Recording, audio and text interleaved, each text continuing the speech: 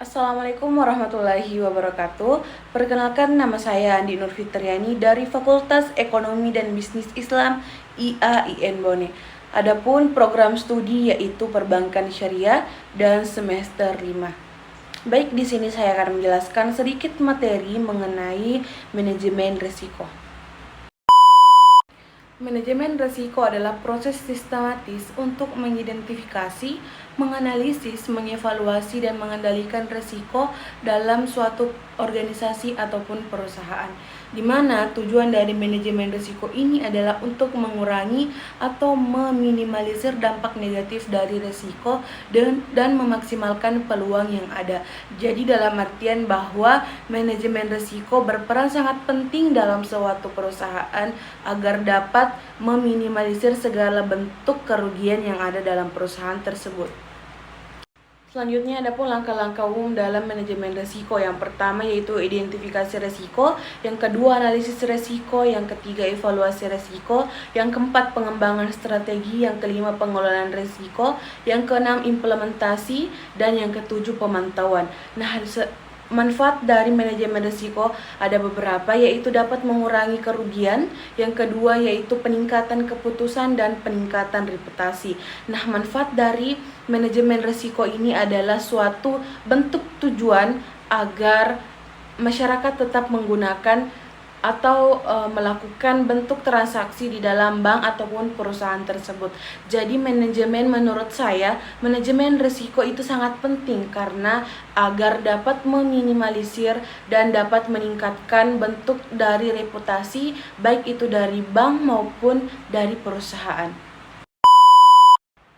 Setelah menjelaskan tadi mengenai manajemen risiko, adapun macam-macam dari manajemen risiko. Yang pertama yaitu manajemen risiko kredit, adalah kerugian yang disebabkan oleh ketidakmampuan atau gagal bayar dari debitur atas kewajiban pembayaran utangnya, baik itu utang pokok maupun bunga ataupun keduanya.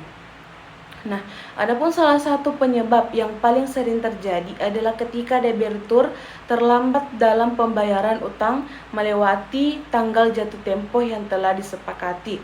Nah, ada beberapa alasan yang paling sering terjadi di kalangan masyarakat, yaitu adanya ketidakmampuan dari segi pembiayaan atau gaji yang belum mencukupi untuk membayar utang tersebut, dan yang kedua adanya kesengajaan untuk tidak membayar. Jadi manajemen risiko kredit adalah sangat berpengaruh pada sistem operasional bank karena dapat berpengaruh pada kas maupun laba yang diterima.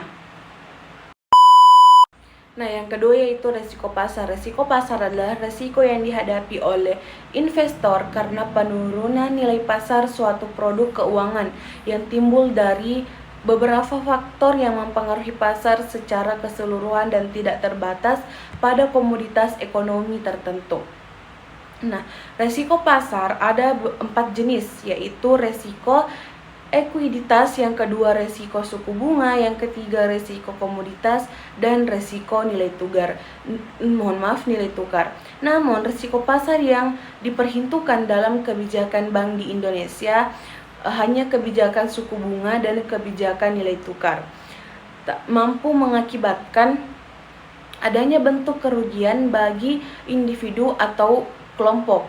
Nah, bentuk suku bunga dan nilai tukar sangat berpengaruh pada Bank Indonesia karena hal ini diakibatkan karena risiko pasar dipengaruhi oleh keadaan pasar uang seperti saham dan obligasi. Jadi, risiko pasar bisa dilihat dari nilai naik turunnya nilai aktiva bersih atau NAB dalam pasar uang. Hal yang mengakibatkan risiko pasar di antaranya adalah gejolak politik, kasus terorisme, resesi, dan bencana alam. Namun, yang kita lihat pada saat ini sering terjadinya tingkat suku bunga dan nilai tukar sering terjadi karena adanya gejolak politik, resesi, dan bencana alam. Selanjutnya yang ketiga yaitu likuiditas adalah kemampuan bank untuk memenuhi kewajiban tunai dan agunannya tanpa mengalami kerugian yang tidak dapat diterima. Resiko likuiditas ini mengacu pada bagaimana ketidakmampuan bank untuk memenuhi kewajibannya baik yang nyata maupun yang dipersepsikan, mengancam posisi keuangan atau keberadaannya. Nah, manajemen risiko likuiditas meliputi proses dan strategi yang dapat digunakan oleh bank, yaitu dengan menilai kemampuannya untuk memenuhi arus kas dan kebutuhan agunan dalam kondisi normal ataupun tertekan, tanpa berdampak negatif pada operasi sehari-hari atau posisi keuangan secara keseluruhan. Jadi, manajemen risiko likuiditas sangat diperlukan dalam lembaga keuangan. Mengapa demikian? Karena agar kita dapat melihat bentuk dari kesehatan bank tersebut.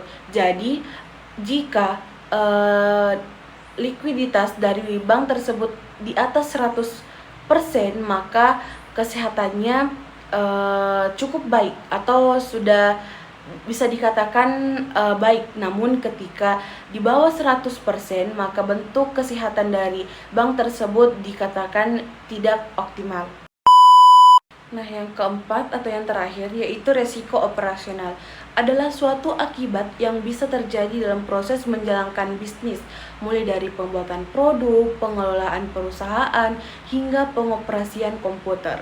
Resiko ini bisa timbul akibat adanya suatu hal yang bisa mengancam kegiatan operasional bisnis perusahaan. Misalnya, adanya kelalaian manusia hingga kegagalan sistem, ataupun dapat disebabkan ketika adanya misalnya jelek jaringan, bisa juga membentuk adanya kegagalan pada sistem.